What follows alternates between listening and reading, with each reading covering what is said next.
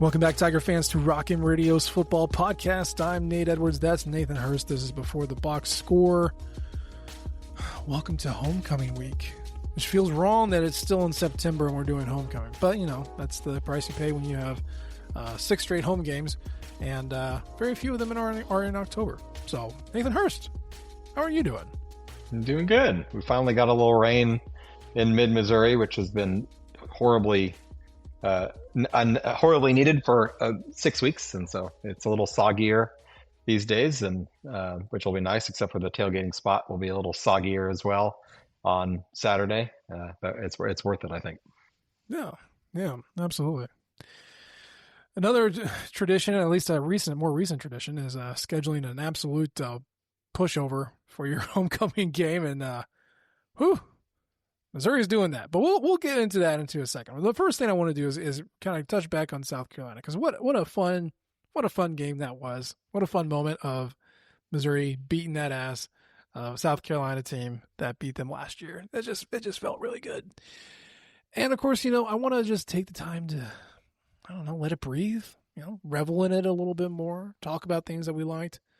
I personally, I mean, anytime we do these, you know, just based off of the work, I watch each game about 2 or 3 times. It just kind of depends on how keen my eye is and how slow I want to go. I went ahead and watched it again, just as a non-working segment. Like I just want to watch them beat South Carolina without having to look at numbers and analyzing stuff. How many times have you watched this game so far, Hurst? I watched it twice. Twice? I mean, that includes the first time, the lot to watching it live. Yeah. But I'll watch every game at least once back through, especially if it's a home game, and you listen to what weird things the color guy says, and often, you know, factually incorrect or what have you, including what I thought was very strange right at the very beginning, that they noted that Sam Horn had won the quarterback competition but got hurt, which I thought was a very strange note and in no way accurate. But I watched it one more time just to let it breathe all the way through. I'll fast forward through the commercials, but it was just as fun the second time.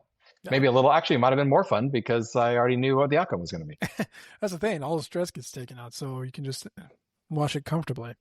Yeah. You know, one of the things that, you know, really struck me, and I think Eli Hoff on Twitter did a good job of bringing this up with Drinkwitz and talking about the busts in the secondary, and how that busted coverage happened, and what led to some big plays. When I was doing my preview of South Carolina, I mentioned specifically, like, you cannot allow those explosive plays to happen. But it's something that Missouri stunk at, and it's the only way that South Carolina moved the ball. And as we said in our post-game show, like, that is how it happened, right? They were able to move the ball mostly through explosive plays. I did not realize how severe it was.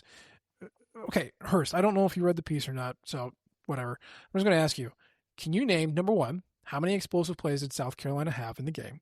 Number 2, how many yards did they get out of those explosive plays? And number 3, what percentage of their total yards did those explosive plays represent? I'm going to say I did not read it yet.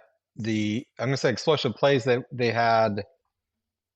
I'm going to go 12, and that would have accounted for probably 220 of their 300-ish yards. Okay. So I probably should have defined explosive play. It is a run of 12 yards or more, or a pass of 16 yards or more. They had 6 explosive plays. Hurst. Only 6. Wow. It felt way more than that. It felt like more than that. Like every play was an explosive play. Now, they only ran 50 plays. That might be part of it, too. But they had 6 explosive plays by that definition. You were close, though, on everything else. That was 202 of their 291 yards, which means that 69.4% of their total yards were gained on a mere 6 plays. That's wild. When you hold them to negative 9 yards rushing, that makes it that much more disparate in terms of the yards that the explosive plays get. And since did they have any on the ground? I don't think so. Yeah, so they were all through the air. That's going to take up a big chunk of that total yardage. Yeah. Yeah. And in fact, when you think about like the severity of the explosive plays and how much, uh, how detrimental that was to basically Missouri's ability to win. Like it was the only thing that was keeping him in the game because they would hit on something big and then all of a sudden they were in scoring position and then they didn't have to go very far. Um, it actually reminded me a lot of another game that was actually way more frustrating and not as much fun to watch because they lost. Do you remember when Missouri played Wyoming in 2019? Oh my God, I wish I did not. I know I brought it up. That's on me. That's I don't really that's want my to fault. remember anything that happened in 2019. But here's the thing. I went back and looked because I was charting that one as well. Wyoming had crap. Where'd it go? Ah, there it is. Wyoming had 72% of their total yards gained by 4 explosive runs. It's the same problem, right? Now, Wyoming was able to win on the road and kind of equalize a much more talented team because Missouri beat them in every way they could except for locking up explosives. And kind of with this one, right? Missouri was a better team by far. It's just South Carolina was able to equalize with explosive pass plays. That's that is the magic of big plays like that. Like I said, it's a 3-point shooting team. If you can hit them, you're going to win every time. If you can't, you don't do anything. And sometimes the underdog wins, and sometimes you're South Carolina and you just hang Yeah. tough and you can't win. So that was it. And really, the other thing is just if you go back and look at success rates, that was the other thing that really stood out to me about this game. And again, a success rate, it just looks at the number of plays that you run. Um, if you do you get 50% of the yards needed on first down? Do you get at least 70% of the yards needed on second down? And do you get 100% of the yards needed in both third and fourth down? That is a successful play. Okay. And South Carolina's success rates were awful. They're awful. Yeah. They had a good second quarter, like I said, but 18% success rate in Q1, 50 in Q2, 35 in Q3, 10 in Q4 when they attempted 0 runs, and the only run they had was a scramble by Sellers. On the flip side, Mizzou's success rates by quarter 56, 39, 55, 64. It's consistent. It's reliable. It still gets you yards. It lets you hold the ball. That was the difference. South Carolina, boom or bust. Missouri, steady Eddie. It's not always the most intriguing or entertaining type of offense, but let's face it, it wins games. And I think this is what they need, especially if they're going to keep lugging around that secondary, because they need to play possession as much as possible. Yeah, 100%. I mean, explosive plays were the only reason it was close. Plus, and this will always be the case, the turnover, because that Mizzou was in a scoring position when that turnover was committed. I believe they were across the Mm-hmm. 40. Yep. And it led, I mean, that gave them an extra possession. They went down and actually scored a touchdown on that possession. If you assume that interception didn't happen and assume Mizzou probably gets points out of that drive because they've been very good at getting points of some kind when they do get in a scoring position, then all of a sudden you're looking at that's a minimum a 10-point swing, and it goes from a 9-point game to a 19-point game, if not more, just with that one turnover, let alone any explosive plays after that. So those are always going to get you, especially when the defense isn't creating a whole lot of turnovers of their own on the other side, which this defense under Corey Batoon really doesn't seem to be super interested in doing, both last year and this year. There's not a super havocy, create a ton of turnovers type of team, and that's okay, especially when your offense can hold on to the ball and limit the possessions. Because if the offense is not holding on to the ball, then you're going to have to create a couple extra possessions one way or another. But this defense isn't really doing a whole lot of that. They're doing a lot of other things good, but that's not one of them. Yeah. Yeah. I mean, Missouri's defense is deficient in like 2 things: explosive plays and then points per scoring opportunity. Um, they are 112th in points per scoring opportunity. Basically, if opponents cross the 40, they are leaving with 5 points. And that's not very good because on the flip side, Missouri is 12th in the nation on offense in points per scoring opportunity with 5.73. So, like, the Missouri offense is giving as much as or taking as much as the defense is giving, or relatively close to that. Yeah. But to I, your I point, think I mean, that. go Oh, ahead. I think in terms of the defensive scoring opportunity, I think that might be a little skewed by sample size because It could be. they do give up so many explosive plays, 35, 40-yard pass plays once they cross the 40. right? But they're still giving up a big long pass. Whether it's 30, if it's a 38-yard pass, that's an explosive play that equals a touchdown or gets them down to the 1 yard line, and then you're basically conceding a touchdown at that point. Yeah. Which happened they got down to the once against South Carolina. Actually, was it once or Two. twice? Those two. Twice, Yeah. and then scored once, and then ultimately got a field goal the other time. And then Kansas, the same thing happened. Then the other basically they're only giving up. They're not giving up long touchdown drives. They're only giving up those explosive plays. So if it was a case of them giving up multiple 10-play drives where they get get across the 50 and then work their way down and down and down, I'd be a little bit more worried about that points per scoring opportunity. But with only 4 games in, I think it's just a factor of the fact that they've only played games where they give up big plays. Now we'll see. After the Alabama game, I think would be a good time to reevaluate that stat because I don't think UMass is going to give us much of anything there. But Alabama, if they're still giving up 5+ points after that game, then it's going to be something to talk about. Yeah. No, I mean, you're right. It's, they're third. Missouri's defense is third in plays per game. They're only out there like 49 plays a game, 11 drives per game. That's top 20. Yards per drive, 20 yards per drive. That's 16th.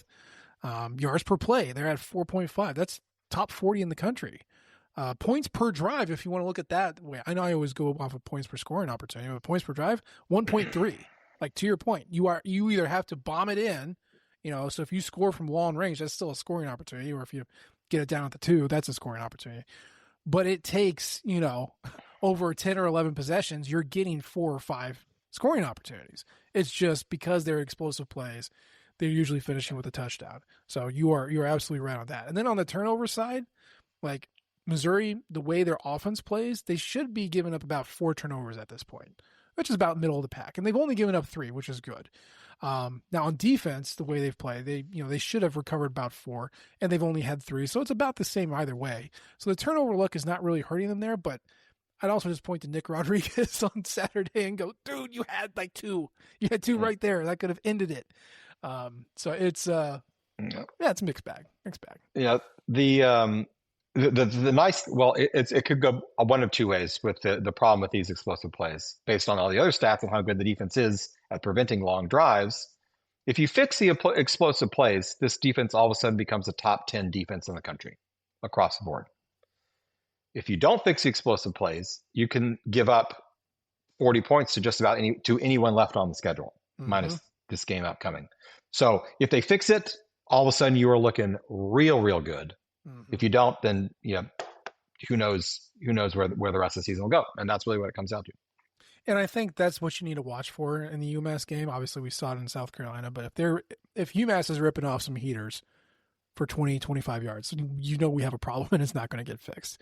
And that's just the albatross that you're going to have to wear. But it's not a real test, but it is one of those like, okay, if they're doing it, then it's an actual problem. But the answer to this issue, like I said on Sunday's show, like the answer is to hold on to the ball and let Ahmad Hardy and Jamal Roberts just punch you in the dick over and over again and wear you down, because running the ball in the first half was not working. Success rates were low. Any yardage that they got was purely based off of something that Hardy broke off because he's just a magic man. But it wore out over time. The offensive line was able to pummel South Carolina's defensive line into submission. They just wore out. And the success rates ticked up as the game went on. So it just became easier and easier for them to run it. And you got 2 guys who can do it, and an offensive line is just nasty. So maybe that's just how it is, right? Hey, every possession we have, we're going to take 10 minutes off the clock. It's going to be 11 and 12 plays. It may or may not work in the first half, but it's absolutely going to work in the second half, and you're not going to be able to stop it. So you keep that offense off the field and just keep your scary secondary on the sideline so that they can't mess anything up. Or, if they just fix it, that's fine. That exact same thing happened, if you remember, in the South Carolina game last year. They could not move the ball at all, running or passing in the first half. But by the third quarter, Nate Noel was 8 yards a carry right up the middle over and over and over again. So it worked against South Carolina. That's exactly what happened against Kansas earlier this year too. So those are 2 P4 teams that they did against, one better than the other in terms of the defensive line. But I think they can keep doing that, and it's a strategy that they're going to have to do. They're going to have to succeed without doing it that way. I think they can. Yeah. We always, or I have talked about, Bill C has obviously talked about too, that experience in the secondary is the most important thing you can have, right? The older your secondary, the better off they play. Now, I think what we're discovering is not just an age thing, it's a cohesion thing. Much like offensive line where, a grunt here or there and your guard knows exactly what your tackle's doing, or like you can kind of pick up what he's going to do. I think there's a lot of similarities to the secondary where maybe you signal something and say, hey, over here, like, bracket this guy, or hey, I'm going to switch him off to you. And, Trey Norwood, Toriano Pride have been here, but Jalen Catalon has not. Dalen Carnell's been here for a while, but Marvin Burks is still relatively new on the scene and like interacting with each other. And maybe that's it too. It can get fixed. Like we all remember 2019 LSU for being just the Joe Burrow rip it show. But you got to remember, like in the beginning of the season, that their secondary was not very good. Their defense wasn't good, but part of that was the secondary. And then it just snapped into place, and they made a run and won the national championship. I'm not equating those two things. I'm not saying Mizzou's going to make the run like that. I'm just saying there's a lot of talent here, and if you could fix that, like you said, some great things could happen. So it can be fixed. It's just, we got to see it against UMass, see it with the bye week, and then see what happens at Alabama before we even get close to saying, okay, is this fixed or is this a forever problem? Yeah, it's not a talent issue. It's a communication and get everything down. Mentally, it's a mental issue, not a skill issue, if you will. Yeah. So we've talked about UMass. They are coming to town. They are 136th in SP plus. Nathan Hurst, how many teams are in the FBS? I think there's 136. There's 136. You got it. Yeah. They're the worst. They're the worst of the worst. Their defense is also the worst of the worst. Currently 136th. Their offense is actually their strong suit, 127th. I looked at Bill C's extended rankings because when he mixes in FCS and D2 and D3, and then you can rank teams that way. Central Arkansas is a better defense than UMass. Oh, poor UMass. They've had the toughest jump to FBS, and then they're resetting. I feel very bad for them. But they need to go back. They need to move back down to FCS. I'm saying, man, they can't be even making any money in the MAC. They're now in the MAC at least. They weren't even in the conference for a while. There's no way they're making enough money to make it this type of embarrassment on a year out worth it for their whole school. I tend to agree with you. At the same time, Joe, I've never said his last name out loud, so bear with me. Harasimiak, I think is how you say it, the head coach of UMass. He is the first UMass coach to make $1 million a year. They ponied up and they opened up the bank and they improved both coaching salary and the salary pool for his assistants. So I think MAC money, this is going to sound weird, the MAC money is helping, or, yes. Not having Don Brown there anymore maybe is helping. But again, that's going to be something 2 or 3 years down the road. Do you still want to keep doing, are people still going to be sending money for a MAC team that can't, is 136th in the nation? UMass problems are wild, guys. Like you think Missouri has problems, and then you look at UMass and go, oh my God, it could be so much worse. Anyway, so much like Santa, UMass is coming to town, and very much like Santa, that should be a gift of a W. Right in your stocking and enjoy that. In my preview, I mostly just said don't get injured, play the young guys, and let's see what Bobby Meyer can do as far as field goals go. And then on defense, you got to look out for the big explosive plays. Right, that's the big one. If they're committing explosive plays, it's an issue. And let's see how the scoring defense goes. That kind of goes hand in hand. But really, let's see some young guys. Guys. I want to see Matt Zollers get in with enough time to throw, to get some pass attempts in. Get him as much experience as possible. Love to see Marquise Davis go for another 100 yards in the second half of a game. That would be great. Mm-hmm. A lot of defensive guys, to get out there and get some run. Javion Hilson, haven't really heard his name a whole lot. Would love to see him get some run out there. So, I want to shout out the running back who has one of the better running back names in the country, and Rocco Griffin, because you can't not have an awesome. Can't be not awesome at football if your name is Rocco. Now, whether or not he's awesome or not, I don't know, but his name is awesome. He is their leading rusher. Also, the one player I will say that sticks out offensively for them is Jaquan Gibson. He does far and away have the best receiving numbers for them. He's a wide receiver. He has 24 catches for 258 yards. The second leading receiver has 5 catches for 87 yards. They have 3 guys with 5. So he's at 24, 3 guys at 5, 4, 2. They have 2 quarterbacks that have thrown, actually 3 have now thrown passes for them. 2 have thrown significant passes. They have no passing touchdowns on the season.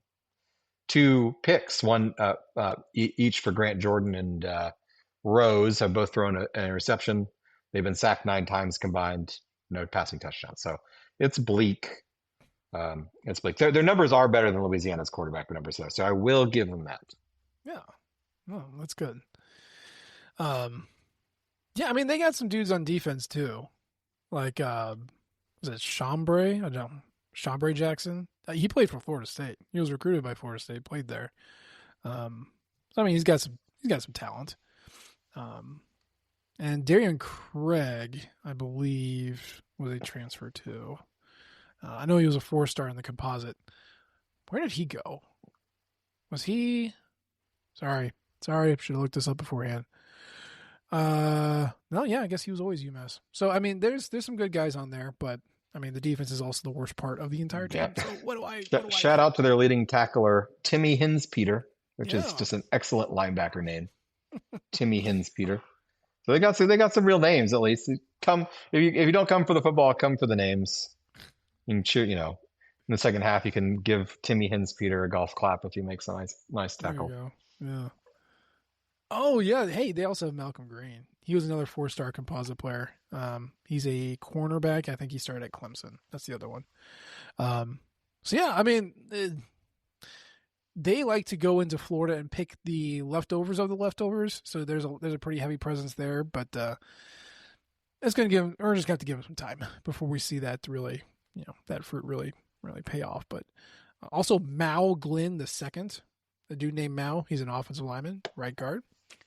I like that name, Mao. Meow. They're going to get ripped up, man. It's not going to be pretty. I know you said, well, yeah, Notre Dame lost to Northern Illinois. Yes, that is true. Northern Illinois is not the worst team in FBS. They weren't. Yeah, so I'm far from it, actually. I think they made a bowl, so. They did make a bowl, yeah. So I'm not super concerned about that one. I will say this, though. It's homecoming. We got all the festivities that come along with it. This is also going to be the last really comfortable game that you're going to get as a Mizzou fan, at least, projecting forward. Bill Connolly and SP Plus say that this is a 100% win probability game. I tend to believe that. Nathan Hurst, let's walk through the rest of the season real quick and tighten your belt. Hold on to your horses here. Alabama, 42% win probability. That's at home. Auburn on the road, 58%. Vanderbilt on the road, 50%. Pure toss-up. Texas A&M at home, 64%. Mississippi State, 73%. That's your easiest game on the record. 4-0 Mississippi State. And then Oklahoma on the road, 40%. Arkansas on the road, 57%. Now, those are going to change as we go through the weeks. But as of right now, this is a stretch that is going to get very difficult very quickly. Enjoy the moments, man. Enjoy easy wins. They are not going to be easy to come by. Yeah, to be honest, that stretch of Auburn, Vanderbilt, Texas A&M, those are actually higher than I would have each individually guessed those games to be, which is, hopefully that plays out. But, even odds at Vanderbilt, I'll take that.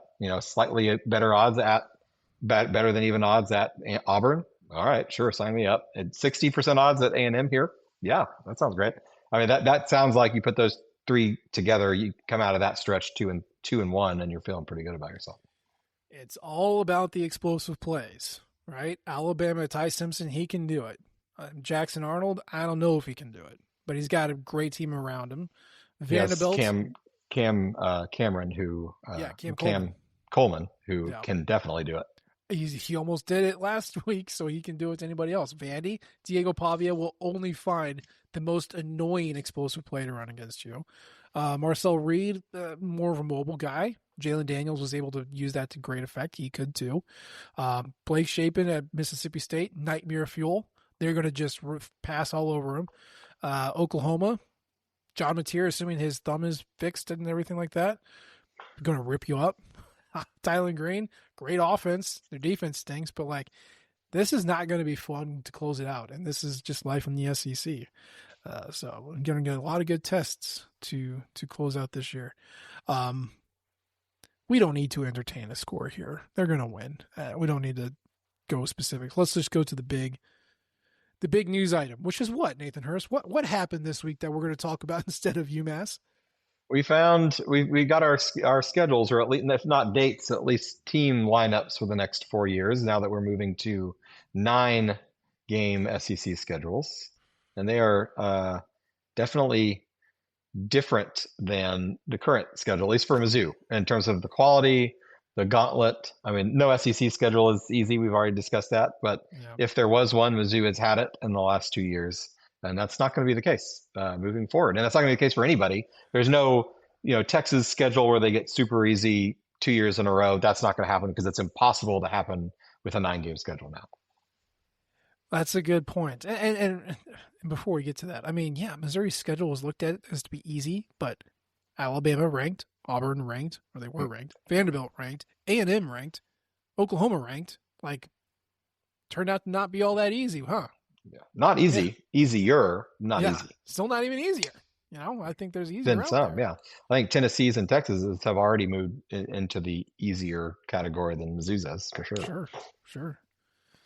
So yeah, let's dive into it. I think we'll start with the permanent opponents, or sorry, the annual opponents, because they are going to change every 4 years. They're going to reassess this schedule. So I know people are kind of getting up in arms about stuff. I have opinions. I would prefer things one way or the next, but by 2030, oh my God, 2030. Oh, my kid's going to be in high school. Okay. By 2030, we will get a new lineup of annual opponents and rotating opponents. But at least for the next 4 years, here's what we got. The annual opponents for the next 4 years. Arkansas, could have seen that coming a mile away. All right. It's got corporate sponsorship behind it. No one seems to care as much as the SEC wants us to care. So you're going to care a lot more now. And they're just going to keep that going. Sure, fine. I'm cool with it. Oklahoma. Okay. Touching back to our Big 8 roots. Yeah, it's a lopsided rivalry. Still a rivalry. Still fun. Still regional. Still trying to, like I said, going back to the echoes and recognizing some tradition that comes along in college football, which seems to be getting pushed aside with all of these modern decisions. Good to see that. That's going to be a tough matchup every single year. Still good to see it. And then you get to the one where it just kind of feels like a whiff. And obviously these two teams are not top of the pecking order for SEC. I get that, but Missouri's third annual opponent for the next 4 years is Texas A&M. Like I said, I think that's a whiff. What are your thoughts, Hurst? It is a whiff. I mean, I don't think anyone on either side is, cheering that's the draw that we get. I mean, there could be harder draws. They could have weirdly gotten Texas, for example, but they could have also gotten way easier draws like a Vanderbilt. And now, yes, Vanderbilt is having a moment, but I don't know. Who knows how long that moment will last? Sure. I think it doesn't make the most sense for Mizzou if you're looking at it, myopically from a Mizzou standpoint forward. There are other teams that would fit better for us: Kentucky, South Carolina, Tennessee, Vanderbilt. Any of those four would have fit better. We've played them every single year since 2012. We've only played Texas A&M twice, 4 times, 3 times, three times, maybe 4. Last year was the 4th. This year will be the 5th time. And since we moved, and even when we played them in the Big 12, I think we only played them 5 times in the Big 12 before we moved here. So I'm pretty sure we've played them maybe 10, 11 times total in our, at least since going back to the Big 12 era. So we played South Carolina more than Texas A&M certainly in the last 12 years. I would say going back to the dawn of the Big 12, we played South Carolina more, Tennessee more, Kentucky more, Vanderbilt more. That would make more sense. Plus, there's kind of some starting budging rivalries with South Carolina. South Carolina really doesn't have any rivalries with direct rivalries with anyone else that you could point to and say this is historical because they're Mm-hmm. not that much older to the SEC than Mizzou is. Mm-hmm. Um, so that would have made way more sense. From Texas A&M standpoint, it doesn't really make a whole lot of sense either. They've got Texas and LSU are their other two teams, which do make sense. But you would have thought it would have made way more sense for them to get Arkansas as the third team. Um, but you know, uh, it is what it is. It could be worse. I mean, at least it's not super random like Oklahoma getting Ole Miss. That just I was seems gonna like say that I think is the worst one because they've played each it other just doesn't one make it time. like there's nothing there. It's just like here's a round peg in a square hole. You know what? But so it's better than that. And at least going to Kyle Field is a trip worth making. It's not a destination, I would say, but it is an experience to be had. If you haven't Sure, done it, I recommend it at least once. sure. So that's going to stay, at least get two more options, two more times to do that in the next 4 years. Um, otherwise it's just kind of, yeah, a whiff is the good whiff is a good way to say Yeah, it. yeah. I think most SEC teams got one kind of weirdo one on their annual docket because it's hard to do this sort of thing. I get it, especially when you're trying to protect it or honor, I think is the term they use, as many rivalries as you could get. Not an easy feat, and we can pick at it, and I fully recognize that it's probably hard as shit to do. So, the fact that we got Arkansas and Oklahoma, I'm good with that. I am with you. I would have taken a South Carolina or a Vanderbilt, or really anybody from the East, but okay. I went back. I think since 1996, Missouri and Texas A&M have played 2, 4, 6, 8, 9, 10, 11, 12, 13 times since 1996. They played them 8 times in the Big 12. We've played them 1, 2, 3, 4 times. Nope, 5 times in the SEC. Because 4 from 12 to 23, and then last year when we got annihilated. So, yeah, not a ton of tradition there, but that's okay. So then you're looking, okay, so what's the rotation? Because then, this is expanding to 9. Okay, you've got 16 teams in the SEC now. So in theory, you should be able to see every single team in 4 years. And you do. That was the entire point of this. Well, one of the points of this. So you're looking at your rotation. Obviously, it swaps between home and away. But next year, for example, Missouri is going to have, let's see, Florida at home, Florida, Kentucky, Oklahoma, and Texas at home, and A&M. Okay, Florida, Kentucky, Oklahoma, Texas, A&M at home. And then on the road, you only have 4 road games: Arkansas, Georgia, Mississippi State, Ole Miss. So kind of cool. 5 home, 4 away for 2026. That's actually as these types of schedules go, very manageable, especially you only have 4 away games, 5 home games, which is great. And of those 4 away games, there's only one of those that you look at and say is just about, unwinnable, which is the at Georgia game. Not that it's unwinnable, but very, very difficult. The other 3, not easy, but you've won the last time you've gone to each of those locations, you've won. Mm-hmm. So definitely doable. Yeah. And so it swaps. Yeah, 1 year you have 5 home conference games, 4 away conference games, and the next year it switches. But it doesn't switch like back-to-back years. So like Florida, Kentucky, Oklahoma, Texas, and A&M are home in 26, but those aren't your away in 27. Like it's interesting. So for 2027, we play Auburn, Arkansas, Tennessee, and Vanderbilt at home. And then you go on the road, at Alabama, at LSU, at Oklahoma, at South Carolina, at Texas A&M. Like, look, okay, that is, I mean, that is just going to make anybody sweaty. I don't care who you are. Just the road game. I mean, playing those, Alabama, LSU, Oklahoma, A&M, period in one schedule is, that's very daunting to know that you're going to all of those places. And then why not, toss in South Carolina too, which is not an easy place to play. No. It is not. It's just, it's killer. It's killer. Yeah. So 2025, 2026, make hay while the sun shines, because 2027, the sun might be taking a break for a year. Well, and the only defense I can think of this is that you're less likely to win on the road anyway. Certainly, Eli Drinkwitz fits that mold. Why not have your hardest games on the road so you're just like, whatever? Like, it But that's doesn't really five. matter. There's five of them. Yeah, There's I five know road there's games. five. So I'm just if you lose saying. all of those road games, all of a sudden you're looking at 7-5 I know. as your ceiling. I And know. that's with playing Auburn at home and Tennessee at home and Vanderbilt at home and Arkansas. And you're not guaranteed to win all of those either. Now all of a Woo! sudden you understand Eli Drinkwitz's comment of and the Kansas City Chiefs. Like, Yeah, holy yeah. cow. Um, That's that's going to be an interesting year. yeah, That's that's for gonna be sure. that's gonna be ouch town. Now, also what Eli Drinkwitz said yesterday during Tiger Talk is like, look, we have no idea what any of these teams are going to be like next week, let alone next year or 2 years down the road. So there is some value in that. It just looks pretty daunting. That's all we're saying. And then of course 28, Georgia, Mississippi State, Oklahoma, Ole Miss, A&M at home, Arkansas, Florida, Kentucky, Texas on the road, and then 29, Bama, Arkansas, LSU, South Carolina at home, Auburn, Oklahoma, Tennessee, A&M, and Vandy on the road. So you get Arkansas on the road 2 years in a row, 25-26. That's going to be that's really Yeah, getting that to the was quirk very there. and Texas A&M at home 2 years in a row. Yeah, Very yeah. strange. What I guess that that probably they couldn't have just flipped those because reasons It I'm would not it would have sure. thrown the whole thing off. If you I'm need sure it'll five throw and it. I'm sure four, there was a lot yeah, of science that went into this, but yeah, that is yeah. strange. That's okay. If we're gonna play Arkansas on the road 2 years in a row, these are the 2 years in a row to do it. I mean, in the Big 12, I'm pretty sure Missouri played A&M like 3 years in a row in A&M. Yes.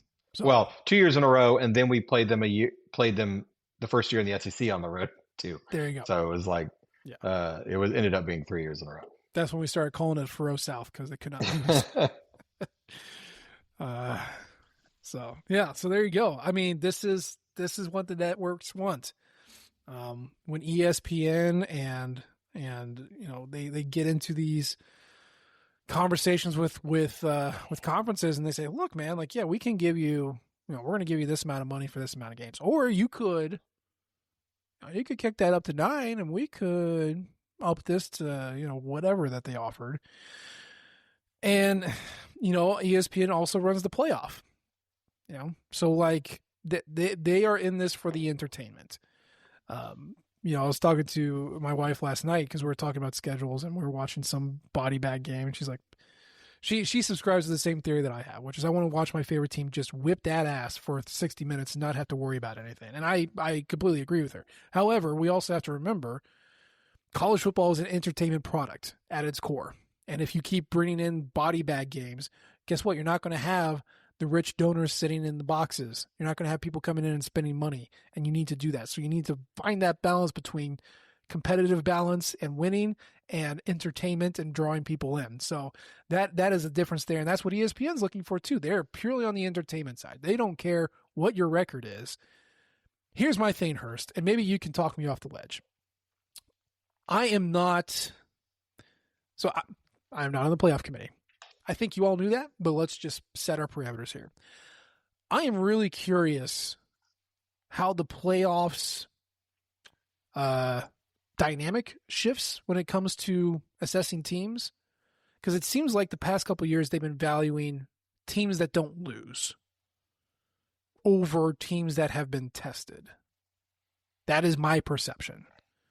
So, like, I get that the Big Ten, if the SEC is asking for something from the playoff and the Big Ten's like, well, you need to play 9 games like us, like, I understand why they are doing that.